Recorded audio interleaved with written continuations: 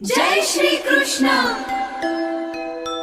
3 વર્ષના લાંબા અંતરાલ પછી ફરી એકવાર આવી રહ્યો છે પવિત્ર અધિક જ્યેષ્ઠ માસ, પુરુષોત્તમ માસ। ધન્ય છે આ અવસર, આવ્યો પુરુષોત્તમ માસ।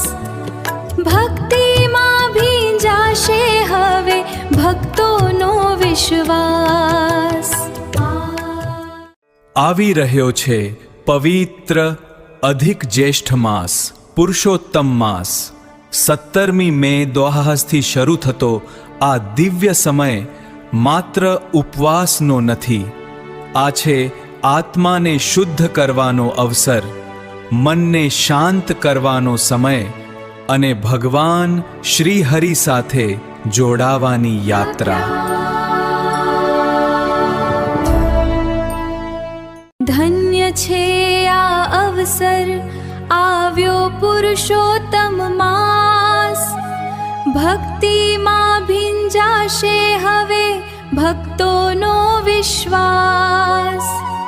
17મી મે માસે એ પુણ્યની ગંગા વહેશે આંગણે, 15 જૂન સુધી હરિનામ ગુંજશે કાને કાને।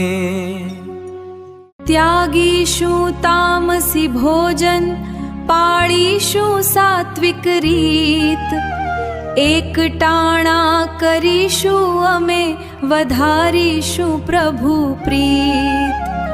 ડુંગળી લસણને વ્યસન તજી, કરીશું ફળાહાર, દાન પુણ્ય કરી પામીશું ભવસાગરથી પાર।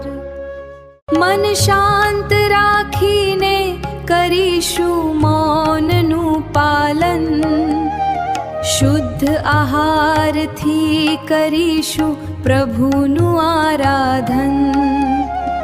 પુરુષોત્તમ પ્રભુની ભક્તિમાં રહેવું છે લીન, પુણ્ય કમાઈને થવું છે પાપોથી વિહીન।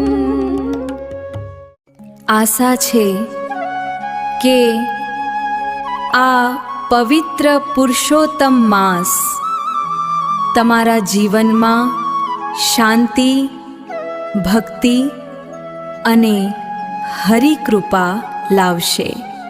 જય શ્રી કૃષ્ણ।